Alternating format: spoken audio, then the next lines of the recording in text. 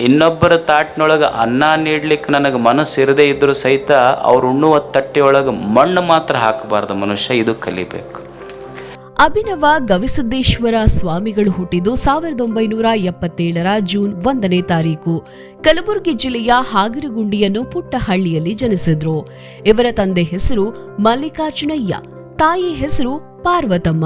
ಅಭಿನವ ಗವಿಸಿದ್ದೇಶ್ವರ ಇವರ ಮೂಲ ಮನೆತನ ಇರೋದು ವಿಜಯಪುರ ಜಿಲ್ಲೆಯ ಸಿಂದಗಿ ತಾಲೂಕಿನ ಆಹೇರಿ ಗ್ರಾಮದಲ್ಲಿ. ಇವರ ಮೂಲ ಹೆಸರು ಪರುತಯ್ಯ. ಪರುತಯ್ಯ ಬೆಳೆಯುತ್ತಾ ಹೋದಂತೆ ಅವರ ಮುಖದಲ್ಲಿ ದೈವಿಕ ಕಳೆ ಎದ್ದು ಕಾಣ್ತಾ ಇತ್ತು.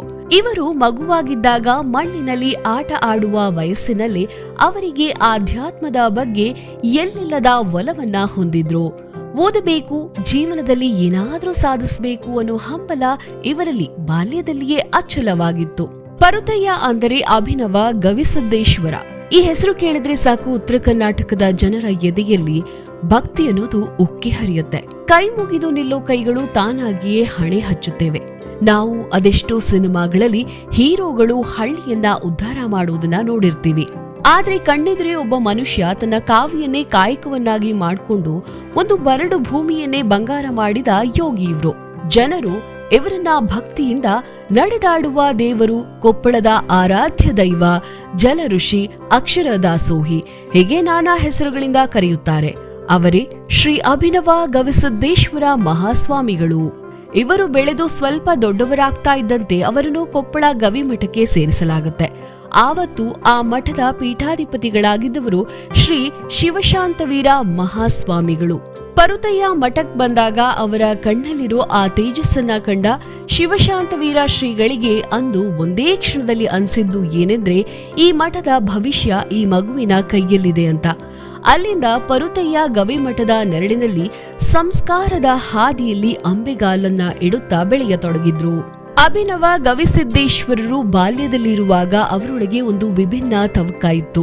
ಶಾಲೆಗೆ ಹೋಗುವಾಗ ಹಳ್ಳಿಯ ಜನರ ಕಷ್ಟ, ಸಾಲ, ಬರ, ಅನ್ಯಾಯ ಇವೆಲ್ಲವೂ ಬಹಳ ಸೂಕ್ಷ್ಮವಾಗಿ ಗಮನಿಸ್ತಾ ಇದ್ರು. ಇದು ಅವರ ಮನಸ್ಸಿನ ಮೇಲೆ ತುಂಬಾ ಪರಿಣಾಮ ಬೀರಿತು. ಇನ್ನು ಬಾಲ್ಯದಲ್ಲಿ ಇವರು ಶಿಕ್ಷಣದ ವಿಷಯದಲ್ಲಿ ಅವರು ತುಂಬಾ ಆಸಕ್ತಿಯುಳ್ಳವರಾಗಿದ್ರು. ಇವರು ಬರೀ ಆಧ್ಯಾತ್ಮ ಕಲಿಯಲಿಲ್ಲ, ಎಲ್ಲಾ ರಂಗದಲ್ಲಿಯೂ ಜ್ಞಾನದ ಹಸಿವಿರೋ ದೊಡ್ಡ ವಿದ್ವಾಂಸರಾದ್ರು. ಇಂಗ್ಲಿಷ್ ತತ್ವಶಾಸ್ತ್ರ ಮತ್ತು ಸಂಸ್ಕೃತದಲ್ಲಿ ಸ್ನಾತಕ ಪದವಿಯನ್ನ ಮುಗಿಸಿ ಗುಲ್ಬರ್ಗಾ ಯೂನಿವರ್ಸಿಟಿಗೆ ಇಡೀ ರಾಜ್ಯಕ್ಕೆ 6ನೇ ರ್ಯಾಂಕ್ ಪಡೆದಾಗ ಇಡೀ ಜಿಲ್ಲೆಯೇ ಇವರ ಕಡೆ ತಿರುಗಿ ನೋಡಿತು. ಕನ್ನಡದಲ್ಲೂ ಪದವಿ ಪಡೆದು ಆಧುನಿಕ ಶಿಕ್ಷಣ ಮತ್ತು ಪುರಾತನ ಸಂಸ್ಕಾರ ಎರಡನ್ನೂ ಸಮನಾಗಿ ಮೈಗೂಡಿಸಿಕೊಂಡ್ರು. ಅದೆಲ್ಲ ಸರಿ ಗೆಳೆಯರೆ, ಆದ್ರೆ ಈ ಪರುತಯ್ಯನವರು ಅಭಿನವ ಗವಿಸಿದ್ದೇಶ್ವರರಾಗಿದ್ದು ಹೇಗ್ ಗೊತ್ತಾ? ಅದು 2002 ಡಿಸೆಂಬರ್ 13ನೇ ತಾರೀಕು. ಇಡೀ ಕೊಪ್ಪಳದ ಜನಸಾಗರವೇ ಮಠದ ಹತ್ತಿರ ಹರಿದು ಬಂದಿತ್ತು.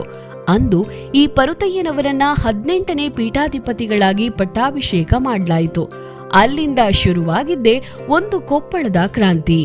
ಇವರಿಗೆ ಗವಿಮಠದ ಜವಾಬ್ದಾರಿ ಬಂದಾಗ ಅದು ಅವರಿಗೆ ದೊಡ್ಡ ಗೌರವ ಕೂಡ ಹೌದು, ದೊಡ್ಡ ಹೊಣೆಗಾರಿಕೆಯೂ ಹೌದು. ಆ ದಿನದಿಂದ ಮಠದ ಅರ್ಥವೇ ಬದಲಾಗತೊಡಗಿತು. ಮಠ ಅಂದ್ರೆ ಕೇವಲ ಪೂಜೆ ಮಾಡುವ ಜಾಗ ಅಲ್ಲ, ಜನರ ಬದುಕು ಕಟ್ಟುವ ಕೇಂದ್ರ ಅನ್ನೋ ಆಲೋಚನೆ ಅಂದೇ ಕಾರ್ಯರೂಪಕ್ಕೆ ಬಂತು. ಜನರ ಕಷ್ಟಗಳನ್ನ ಹುಡುಕಿಕೊಂಡು ಹೋದ್ರು, ಕಷ್ಟಗಳನ್ನ ಆಲಿಸಿದ್ರು. ಜನರ ನೋವನ್ನು ತಮ್ಮ ನೋವೆಂದು ಭಾವಿಸಿ ಅವರ ನೋವುಗಳಿಗೆ ಪರಿಹಾರವಾದ್ರು. ಹೀಗಾಗಿ ಜನರು ಇವರನ್ನ ನಡೆದಾಡುವ ದೇವರು ಅಂತ ಯಾಕೆ ಕರೀತಾರೆ?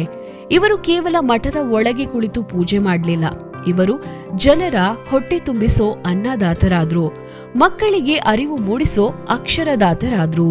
ಅಂದಿನ ಕಾಲದ ಸಿದ್ಧಗಂಗಾ ಶ್ರೀಗಳ ತ್ರಿವಿಧ ದಾಸೋಹದ ಹಾದಿಯನ್ನೇ ಇವರು ಹಿಡಿದ್ರು. ಸುಮಾರು 8 ಕೋಟಿ ರೂಪಾಯಿ ವೆಚ್ಚದಲ್ಲಿ ಬೃಹತ್ ವಿದ್ಯಾರ್ಥಿ ನಿಲಯ ಕಟ್ಟಿ ಸಾವಿರಾರು ಬಡ ಮಕ್ಕಳಿಗೆ ಉಚಿತವಾಗಿ ಊಟ ಮತ್ತು ವಸತಿ ನೀಡಿ ಅಕ್ಷರ ಕ್ರಾಂತಿಯನ್ನ ಮಾಡಿದ್ರು. ಇವತ್ತು ಕೊಪ್ಪಳದ ಗವಿಮಠ ಅಂದ್ರೆ ಅದು ಬರೀ ದೇವಸ್ಥಾನವಲ್ಲ, ಅದು ಸಾವಿರಾರು ಬಡ ವಿದ್ಯಾರ್ಥಿಗಳ ಭವಿಷ್ಯ ರೂಪಿಸೋ ಕಾರ್ಖಾನೆಯಾಗಿ ರೂಪುಗೊಂಡಿತು. ಗೆಳೆಯರೇ, ಕೊಪ್ಪಳ ಅಂದ್ರೆ ನಿಮಗ್ ಗೊತ್ತು, ಅಲ್ಲಿ ಮಳೆ ಬರೋದು ಅಪರೂಪ. ಬರಡು ಭೂಮಿ, ಹಳ್ಳ ಕೊಳ್ಳಗಳು ಬತ್ತಿ ಹೋಗಿ ಜನ ಕಂಗಾಲಾಗಿದ್ರು.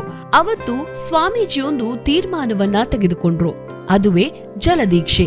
ಸ್ವಾಮೀಜಿ ಅಂದ್ರೆ ಪಲ್ಲಕ್ಕಿಯಲ್ಲಿ ಮೆರವಣಿಗೆ ಹೋಗ್ಬೇಕು ಅಂದ್ಕೊಂಡಿದ್ದ ಜನರಿಗೆ ಇವರು ಕೈಯಲ್ಲಿ ಬುಟ್ಟಿ ಹಿಡಿದು ಮಣ್ಣು ಹೊರಲು ನಿಂತ್ರು.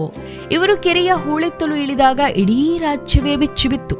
ಭಕ್ತರು ಕೊಟ್ಟ ಹಣವನ್ನ ಬರೀ ಮಠದ ಗೋಡೆಗಳಿಗೆ ಸುರಿಯದೆ ಆ ಹಣದಿಂದ ಕೆರೆಗಳನ್ನ ಪುನಶ್ಚೇತನವನ್ನ ಮಾಡಿದ್ರು. ಅಂದು ಯಾವ ಭೂಮಿ ಒಣಗಿತ್ತೋ ಇಂದು ಅಲ್ಲಿ ನೀರು ಉಕ್ಕುತ್ತಾ ಇದೆ. ಇದಕ್ಕೆಲ್ಲ ಕಾರಣ ಅಭಿನವ ಗವಿಸಿದ್ದೇಶ್ವರ ಸ್ವಾಮಿಗಳು. ಹೀಗಾಗಿ ಇವರನ್ನು ಜನ ಜಲಋಷಿ ಅಂತ ಪ್ರೀತಿಯಿಂದ ನಾಮಕರಣವನ್ನ ಮಾಡಿದ್ದಾರೆ. ಇವತ್ತು ಸ್ವಾಮೀಜಿಗಳಾಗಿ ಇದ್ದು ಕೋಟಿ ಕೋಟಿ ಆಸ್ತಿ ಮಾಡೋರನ್ನ ನೋಡ್ತೀವಿ. ಆದ್ರೆ ಈ ಸ್ವಾಮೀಜಿಯವರ ನಿಜವಾದ ಆಸ್ತಿ ಏನ್ ಗೊತ್ತಾ? ಗವಿ ಮಠಕ್ಕೆ ಬರುವ ಸಾವಿರಾರು ಭಕ್ತರ ಕಣ್ಣಲ್ಲಿರೋ ನೆಮ್ಮದಿ ಮತ್ತು ಆ ಮಕ್ಕಳು ಕಲಿತ ಅಕ್ಷರಗಳೇ ಅವರ ಅತಿ ದೊಡ್ಡ ಸಂಪತ್ತು. ವೈಯಕ್ತಿಕವಾಗಿ ಮಠದಲ್ಲಿ ಅವರಿಗೆ ಅಂತ ಒಂದು ಸಣ್ಣ ರೂಮ್ ಬಿಟ್ರೆ ಬೇರೆ ಏನೂ ಆಸ್ತಿ ಇಲ್ಲ. ಆದ್ರೆ ಜನರ ಹೃದಯದಲ್ಲಿ ಅವರಿಗಿರೋ ಜಾಗ ಇದೆಯಲ್ಲ, ಅದು ಅರಮನೆಗಿಂತಲೂ ದೊಡ್ಡದು. ಇನ್ನು ಪರಿಸರ ರಕ್ಷಣೆಗಾಗಿ ವೃಕ್ಷ ದಾಸೋಹ ಶುರು ಮಾಡಿ ಮಠಕ್ಕೆ ಬಂದವರಿಗೆ ಪ್ರಸಾದದ ಜೊತೆಗೆ ಗಿಡವನ್ನ ನೀಡಿ ಪ್ರಕೃತಿಯನ್ನ ಉಳಿಸೋಕೆ ಕರೆ ನೀಡಿದವರು ಇವ್ರು. ನೋಡಿ ಗೆಳೆಯರೆ, ಇವತ್ತು ನಮಗೆ ಜೀವನದಲ್ಲಿ ಏನಾದ್ರೂ ಸಾಧಿಸಬೇಕು ಅಂದ್ರೆ ದುಡ್ಡು ಬೇಕು, ಅಧಿಕಾರ ಬೇಕು ಅನ್ಸುತ್ತೆ. ಆದ್ರೆ ಈ ಮಹಾಸ್ವಾಮಿಗಳನ್ನ ನೋಡಿ ಬರೀ ಒಂದು ಕಾವಿ ಬಟ್ಟೆ ಮತ್ತು ಸತ್ಯವಾದ ಮನಸ್ಸಿದ್ರೆ ಇಡೀ ಸಮಾಜವನ್ನೇ ಬದಲಾಯಿಸಬಹುದು ಅಂತ ತೋರಿಸ್ಕೊಟ್ಟಿದ್ದಾರೆ. ಅವರು ಕೇವಲ ಒಬ್ಬ ಪೀಠಾಧಿಪತಿಯಾಗಿರ್ಲಿಲ್ಲ, ನಮ್ಮೆಲ್ಲರ ಕಷ್ಟಕ್ಕೆ ಸ್ಪಂದಿಸೋ ಮನೆಯ ಹಿರಿಯ ಮಗನಾಗಿ ನಿಂತ್ರು. ಹಾಗಾಗಿ ಶ್ರೀ ಅಭಿನವ ಗವಿಸಿದ್ದೇಶ್ವರ ಮಹಾಸ್ವಾಮಿಗಳ ಜೀವನ ನಮಗೆ ಕಲಿಸೋದು ಒಂದೇ: ಸೇವೆ ಮಾಡೋಕೆ ನಮಗೆ ಅಧಿಕಾರ ಬೇಡ, ಕೇವಲ ಒಳ್ಳೆ ಉದ್ದೇಶ ಇದ್ರೆ ಸಾಕು ಅಂತ. ಉತ್ತರ ಕರ್ನಾಟಕದ ಈ ಬೆಳಕಿನ ಹಾದಿ ಇಡೀ ನಾಡಿಗೆ ಸ್ಫೂರ್ತಿಯಾಗ್ಲಿ. ಕೊಪ್ಪಳದ ಬೆಟ್ಟದ ಮೇಲೆ ಕುಳಿತಿರೋ ಸಿದ್ಧಲಿಂಗೇಶ್ವರರ ಕೃಪೆ ಮತ್ತು ಈ ಜಲಋಷಿಯ ಆಶೀರ್ವಾದ ಸದಾ ನಮ್ಮ ಮೇಲಿರ್ಲಿ.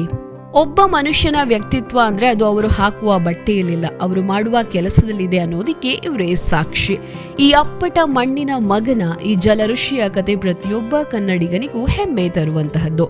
ಇಂತಹ ಮಹಾಚೇತನಕ್ಕೆ ನಮ್ಮದೊಂದು ಭಕ್ತಿಯ ನಮನ.